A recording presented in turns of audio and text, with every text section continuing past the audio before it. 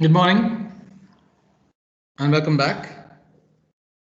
In the previous class, we have seen asymptotic notations, big O, big omega and theta notations, and we have seen how these notations in detail. Today, we'll talk about some useful property involving the asymptotic notation.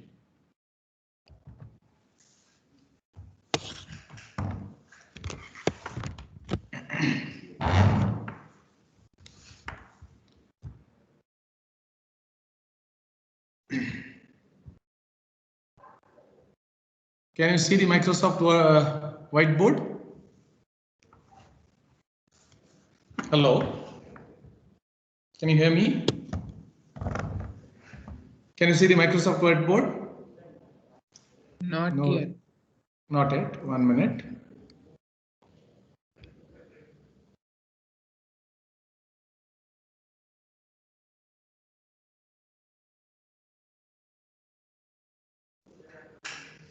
Can you see it now? Yes, sir. Okay.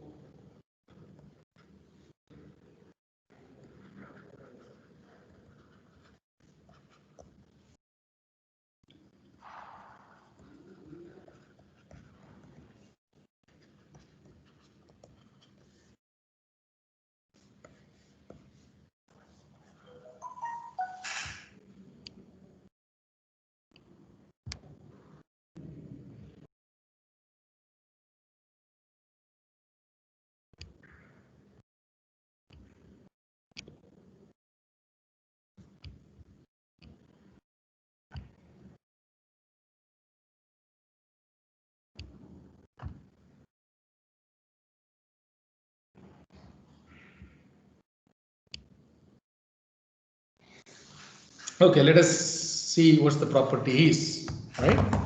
So let me start. So the theorem says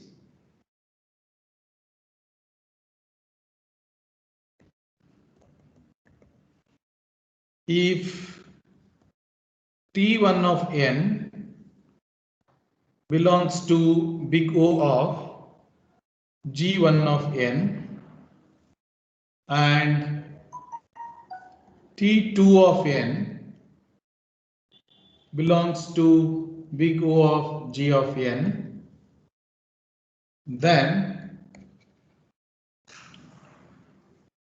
T1 of n plus T2 of n belongs to big O of max of G1 of n, comma G2 of n.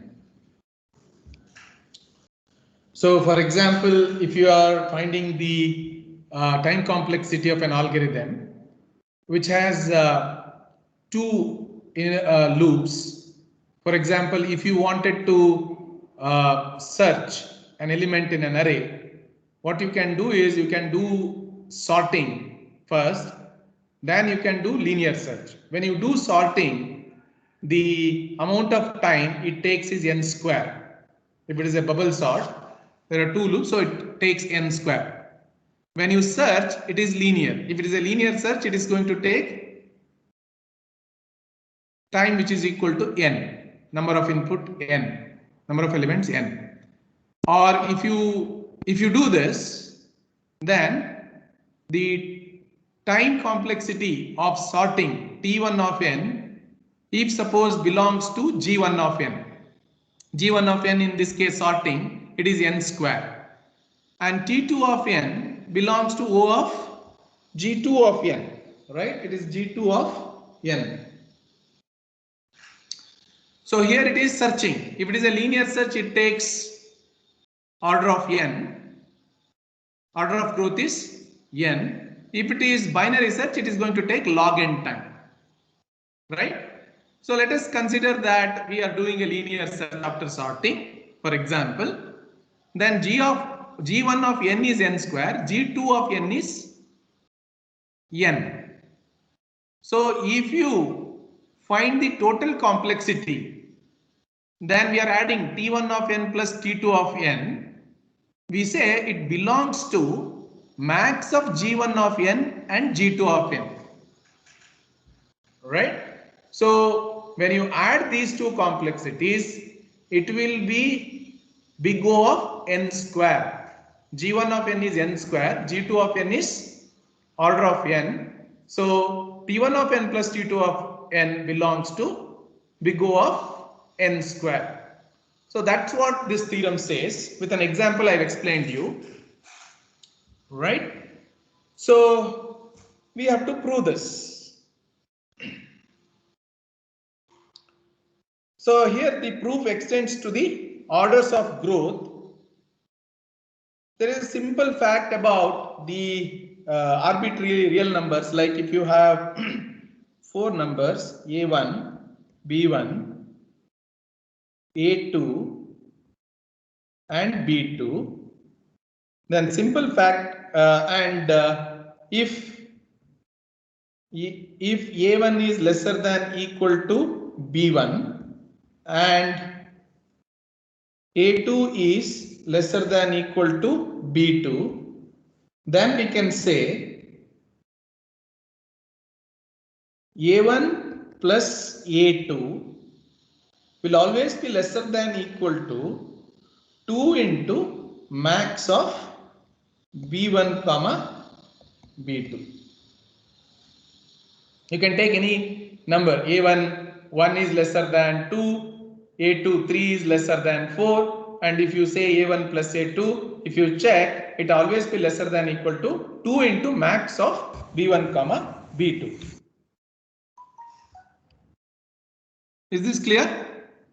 For natural number A1, B1, A2, B2, if A1 is lesser than equal to B1 and A2 is lesser than equal to B2, then always when you add A1 plus A2, it always will be lesser than equal to 2 into max of among B1 and B2.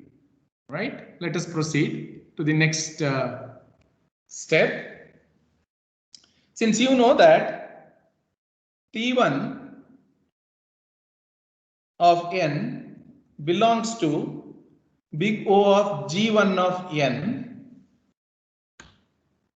So we know that there exists some positive constant C1 and some non-negative integer n1. So there exists a positive constant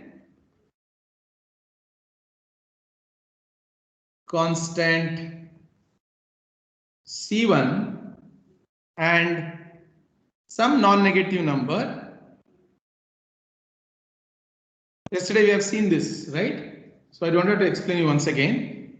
Non-negative integer n1 such that T1 of n is always will be lesser than equal to some constant C1 of G1 of n for all n greater than equal to n1.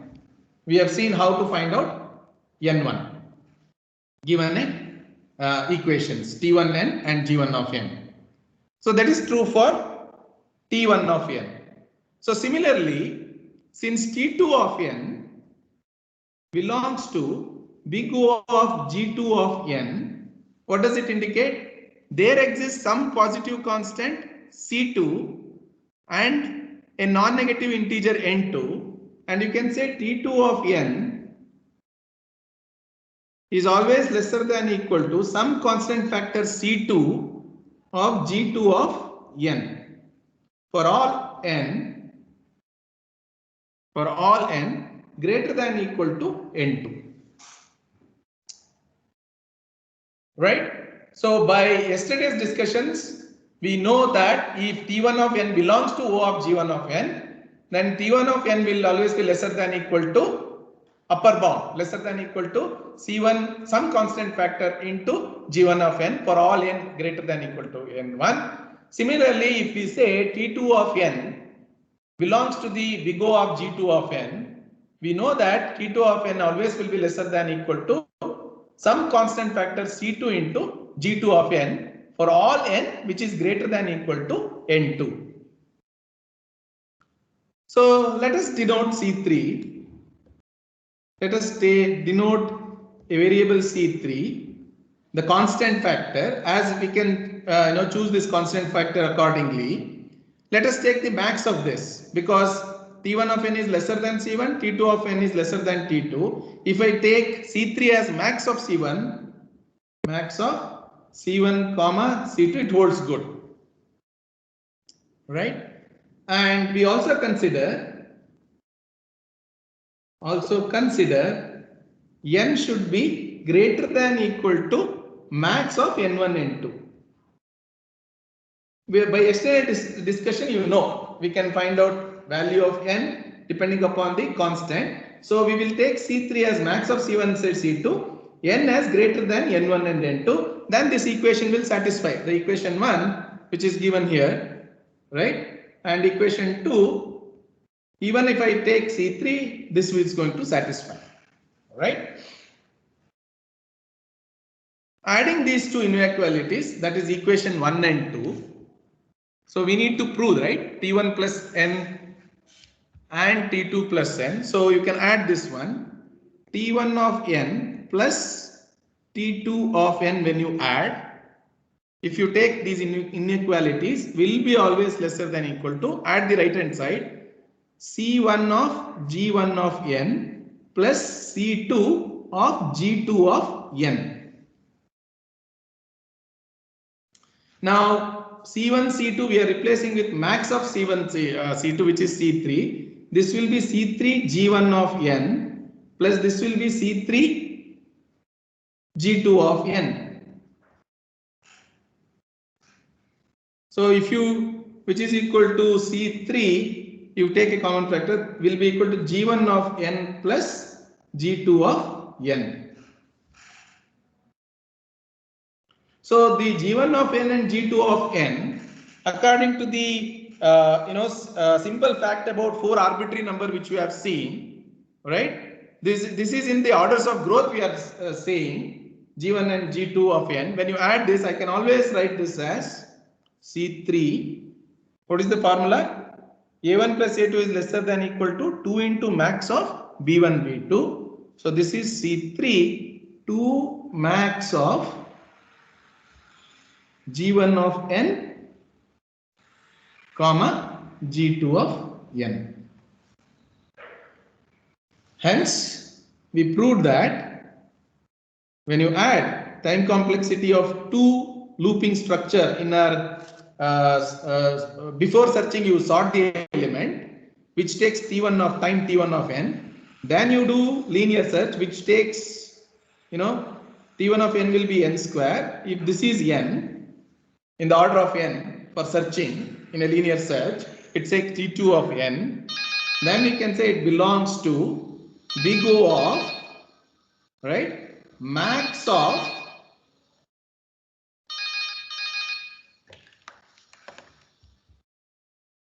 sir class ಅಲ್ಲಿ ಇದೀನಿ.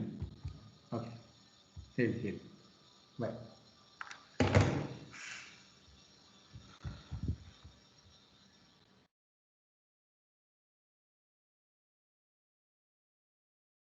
So max of G1 of n comma G2 of n.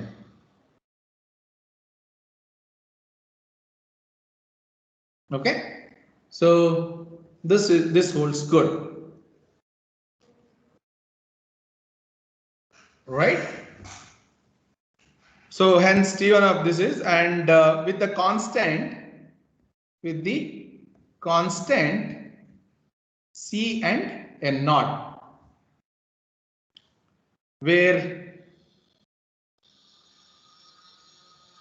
2C3 is equal to 2 max of, so this is 2C3, could be 2C3 max of C1 comma C2, and your n naught will be equal to max of n1 comma n2,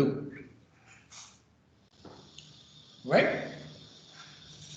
So this is the proof. that if you get a time complexity with n square plus n, then you can always say this belongs to beta of or big O of n square. Okay, which takes maximum time and contributes to the time complexity, right? So if you get such equation, then you are getting these things, right? So let us see some problems on this. So I'll come back to these problems later. Let us see one more way of comparing the orders of growth. We have seen comparing the order of growth by formal definition, isn't it? Big O notation, big omega and theta notation. So these are the definitions which we have seen. So these are rarely used for comparing the order of growth of the two specifics function. We are going to see a much more convenient method for doing the same, which will be based on computing the limit of the ratio of two functions. If you wanted to compare two algorithms with one algorithm with t1 of n and other algorithm with t2 of n, then we can compare those two using the ratio of these two functions and by applying the limit. It can also be, you may be doing the comparison of the order of growth of the Tn with some standard, some class of function. In either of these situations, instead of using the notations which we have discussed, there is one more way in which we are going to find the, compare the time complexities of two algorithms. That is using limits for comparing orders of growth.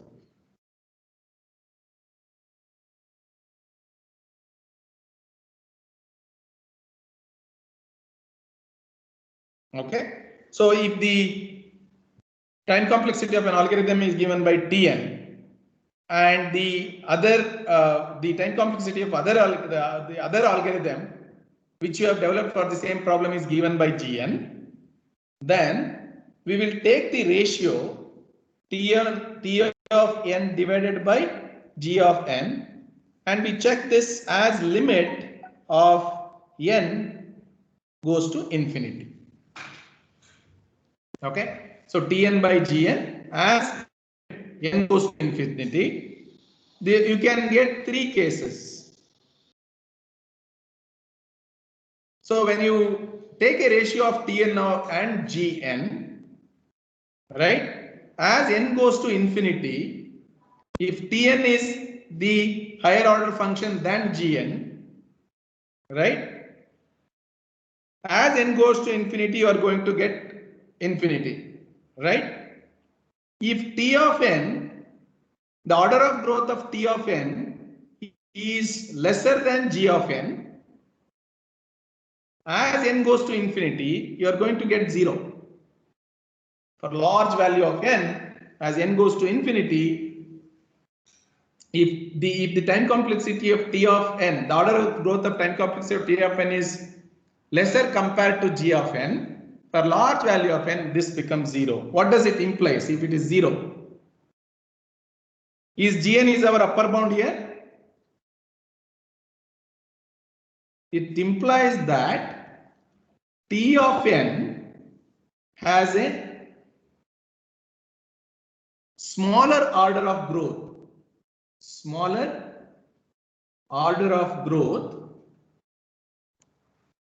than G of n. Will all of you agree with this? If it becomes 0, it implies that T of n has a smaller order of growth than G of n. Then this is big O notation, right? If the order of growth of both the functions are almost same, right? T of n is same as G of n. When you take a ratio, you are going to get some constant which is greater than 0. Implies that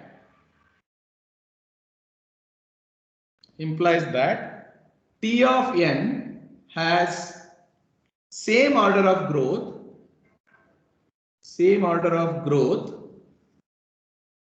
as g of n. This is our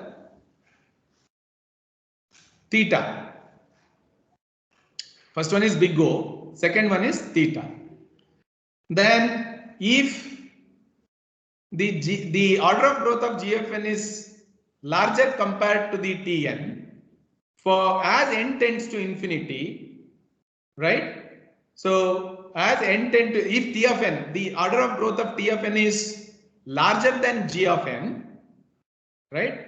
As n goes to infinity, you are going to get value, infinite value, which implies that the order of growth of T of n has a larger order of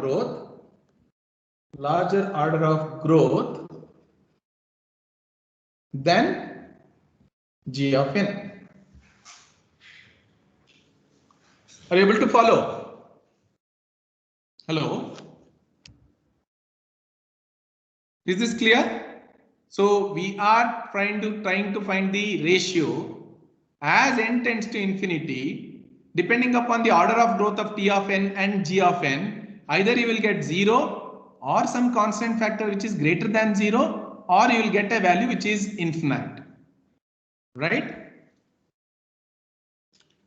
So note that the first two cases mean that T of n belongs to big O of G of n. The second two cases implies that T of n belongs to omega of G of n. Okay. So this is what we are going to check these things. We are going to compare two algorithms now using some examples. If when we apply this, and if you get the numerator also as infinity by infinity or 0 by 0, it's not possible for us to do this. Then we are going to differentiate T of n and G of n. So if that is the scenario, then what we are doing is, if limit n goes to infinity, if T of n and G of n has both infinity or zeros, then we are going to apply the limit n tends to infinity to T dash n divided by G dash of n. So we are going to take the advantage of the powerful calculus techniques for computing the limit. This formula is called as Hochschild rule, right? This formula is called as Hochschild rule. So there is one more formula, Stirling's formula.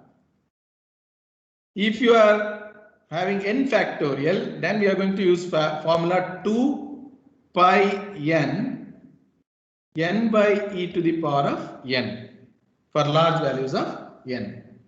So just remember these two formulas. We will see how to apply these things. Okay.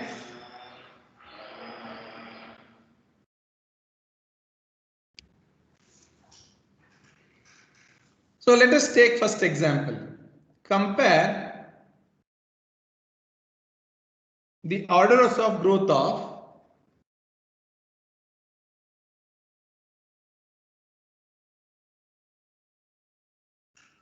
half n into n minus 1 and n square. So we use this limit formula. As limit n tends to infinity, half n into n minus 1 is T of n, and if our G of n is n square, then this will be equal to, you can take constant half out. So limit n tends to infinity. This will be n square minus n divided by n square. This will be equal to half limit n tends to infinity.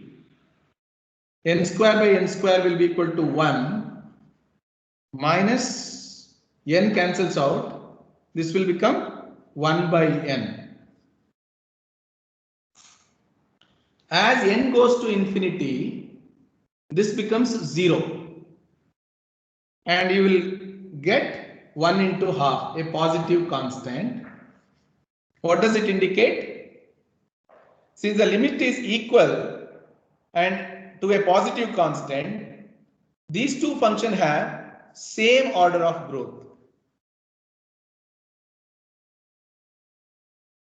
Right? These two functions have same order of growth. This is also n square, this is also n square. So we are using this formula which I have told you to prove that if you are getting a positive constant, both are having the same orders of growth. Is that clear? Did you get it? Hello, can you respond? Yes, sir. Okay. Next example we will take. Compare these two equations. Let us see. You can also work along with me. So T of n is given as square root of 10n square plus 7n plus 3. G of n is given as n. Can you solve this? And tell me whether you are getting infinity, 0 or a positive constant. All of you can do this. T of n divided by g of n as our n goes to infinity. We can write T of n as 10n square plus 7n plus 3 divided by n. So under root 10. Yeah. So is equal to limit n tends to infinity. Right? So this is limit n tends to infinity square root 10n square plus 7n plus 3 divided by n square. Right? So this will be equal to limit n tends to infinity square root of 10 plus 7 by n plus 3 by n square. If you simplify this, you get this. Yes or no? Is this correct? Yes, sir. Okay. Now apply. As n tends to infinity, n square, what will be the value of these two terms here? 0. 0. 0. So you got a positive constant. So what does it indicate? According to our formula, Same order of growth. Same order. so both the functions have same order of growth or theta.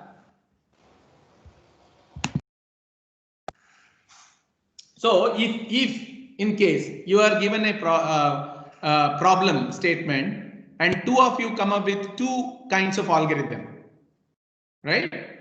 One, when you have counted the basic operations or all the operations in your algorithm, one of you got it as square root of 10n square plus 7n plus 3. One of you got it as something like n. So when you compare which algorithm is better, then you can use this formula and say which is better. But here, both of you have written algorithm which grows, the order of growth is same for both the algorithm. The time complexity is same. So the performance is same. The algorithm written by both of you, the performance is same. Now, next example. Third one. Just we'll solve some example in this class so that the other examples you can look into. If T of n is equal to n square plus 1 to the power of 10 and G of n is n to the power of 20. Can you solve this?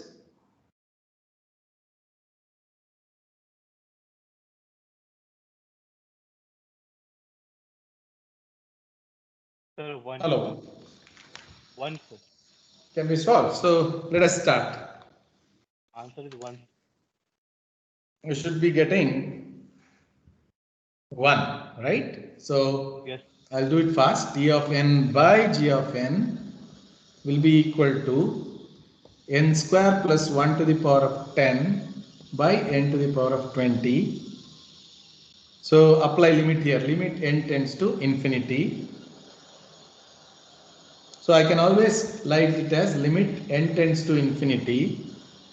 N square plus 1 divided by n square the whole power 10. So the limit n tends to infinity, this will be 1 plus 1 by n square to the power of 10, right? As n tends to infinity, this becomes 0. So this is 1 to the power of 10, you get a positive constant. These two equations grow in the same order. So we can say n square plus 1 to the power of 10 belongs to theta of n to the power of 20. Is this example clear? Right? You got positive constant, some positive constant. So other two, right? Other two examples we will see.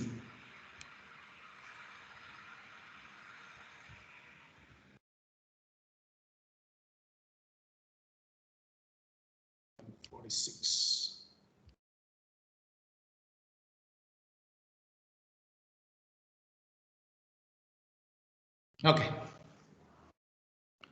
Compare the orders of growth of log 2n and square root of n. So limit n tends to infinity, log 2 of n divided by square root of n.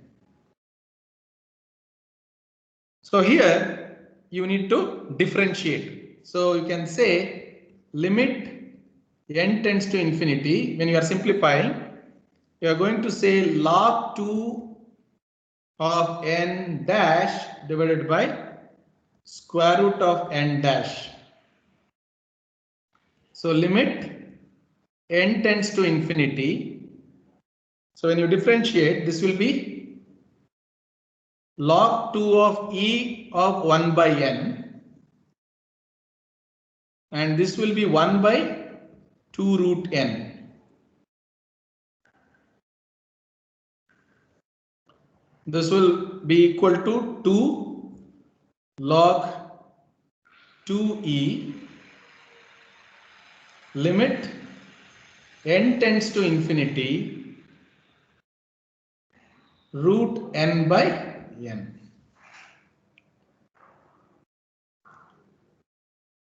If n tends to infinity, you are going to get, what's the value here? 0. 0.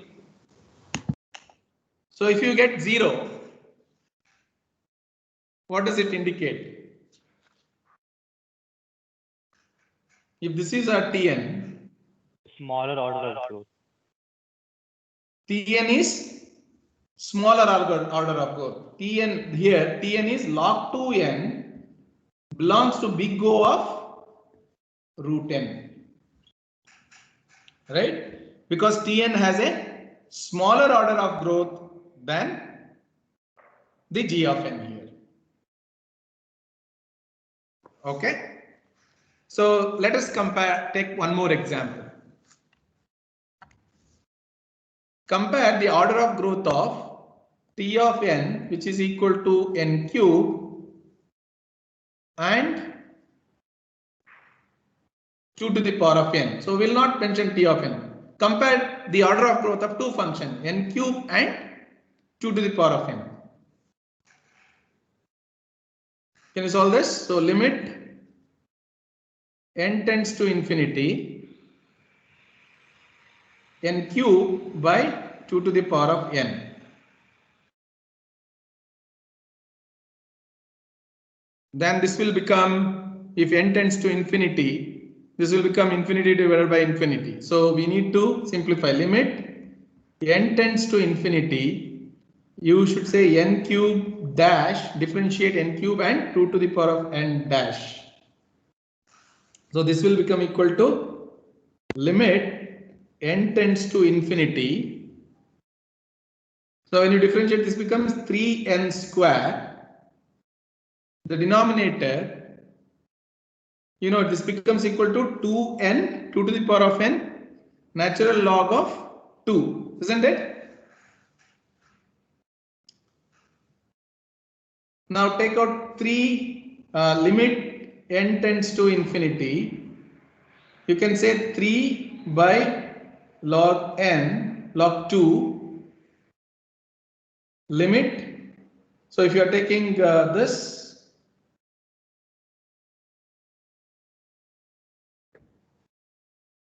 so you're taking 3 by log 2, limit n tends to infinity, you will get n square by 2 to the power of n.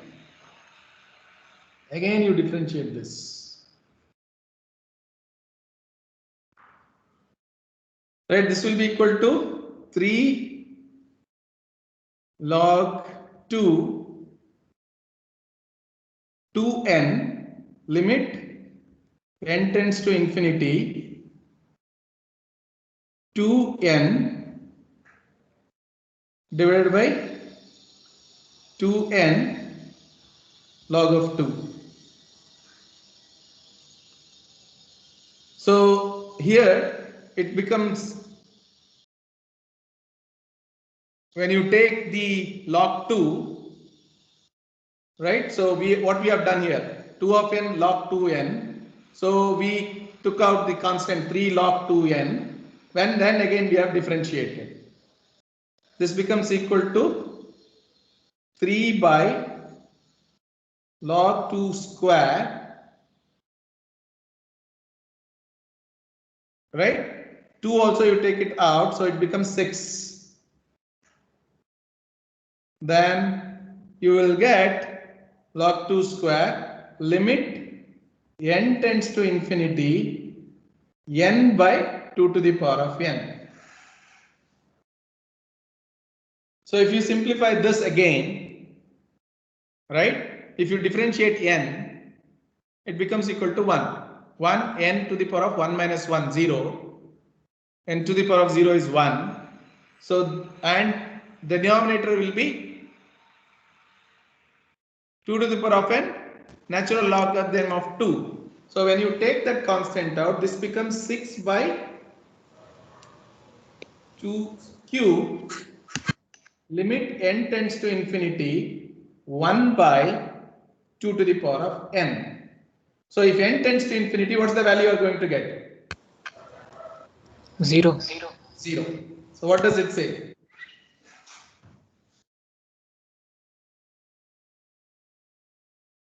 Smaller order of growth. Smaller, n cube has a smaller order of growth than the 2 to the power of n. Right? So this is the other method by which we can compare these algorithms, right?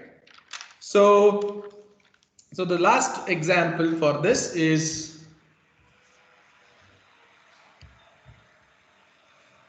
so are you able to follow? Yes, sir.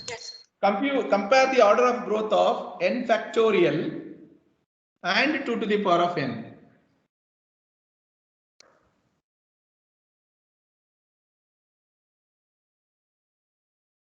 So limit n tends to infinity, n factorial divided by 2 to the power of n. What is our Stirling's formula says? N factorial will be equal to limit n tends to infinity. N factorial is root 2 pi n, square root of 2 pi n, n by e to the power of n divided by 2 to the power of n.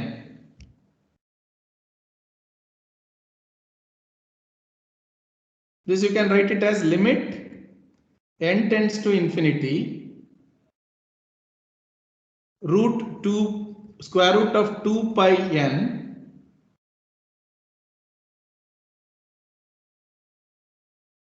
you can say n by 2e, you can say root 2 pi n by n to the power of n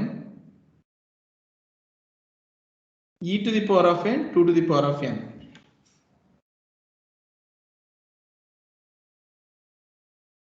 Limit n tends to infinity n by 2e the whole power n. As n goes to infinity, what is the value you are going to get?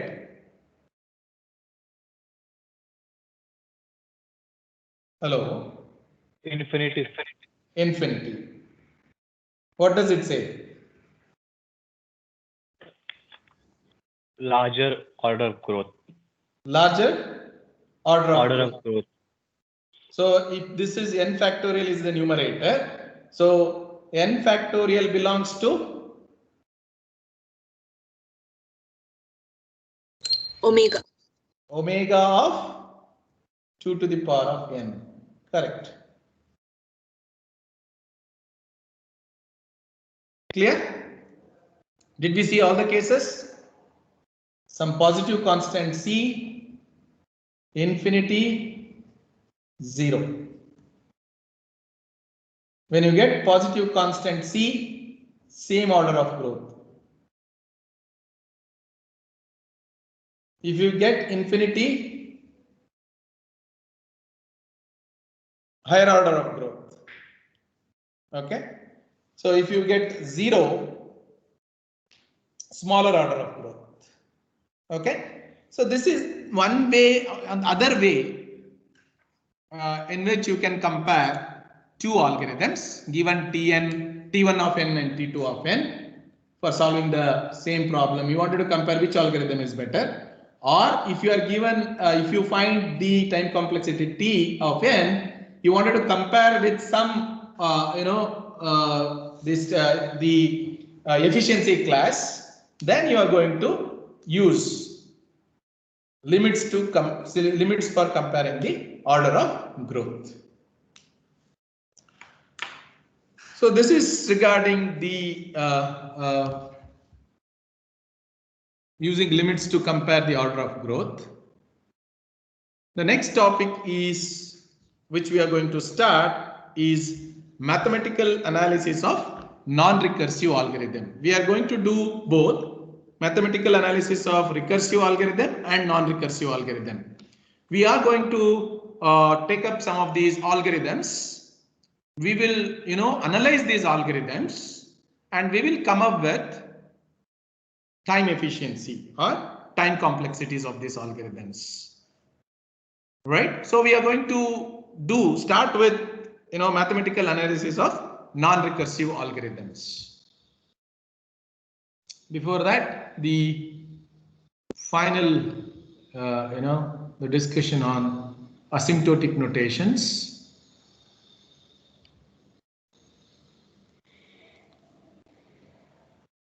Are you able to see the slides?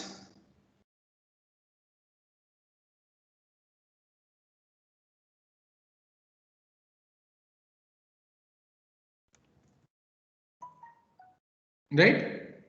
Are you able to see asymptotic notations? Yes, sir. Yes. So you can see g of n belongs to both, right? When we say theta of gn, functions that grow at the same rate as g of n. If it is omega of g of n, function that grow at least as fast as g of n. It always will be greater than equal to g of n. Big O of g of n, function that grow no faster than g of n. That always will be lesser than equal to. They always will be lesser than equal to. Here, omega will always be greater than equal to g of n. This is equal to g of n. Right? So you can use g of n as a function, right, to compare the orders of growth with. So these are all some efficiency classes. If it takes constant time, it is 1. The standard efficiency classes, some basic efficiency classes which we can give it is log n log n square, n cube, 2 to the power of n factorial. Now, how could you, given these equations, like I give log n log n square, how can you prove mathematically that the time efficiency of these is satisfied? For example, 1 is constant, which is faster than the algorithm log of n, which is faster than the algorithm which takes the time which is order of n. Right? We can always use our limit formula. For example, if I wanted to compare n and n log n, right? So I can always use a formula n divided by n log n. Yes or no? Is it? So if I want, if I give you something like this,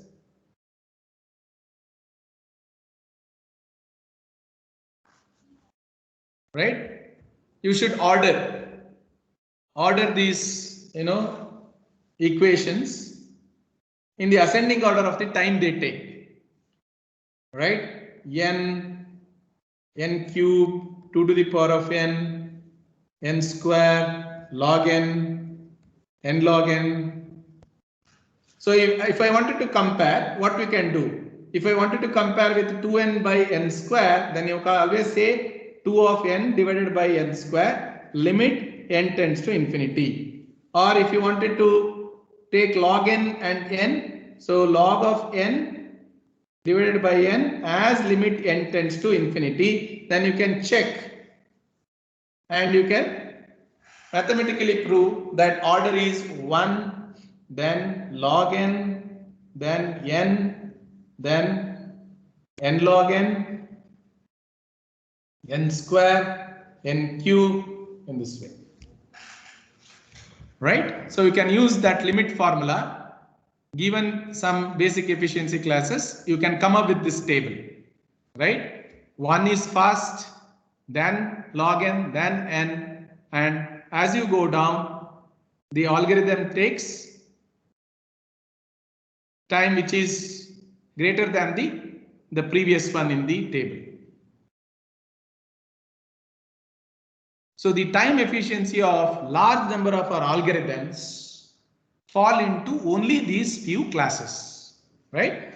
So whenever we are discussing, we will be seeing that the efficiencies which we are going to get will align to one of these basic efficiency classes. So that's for today. Thank you.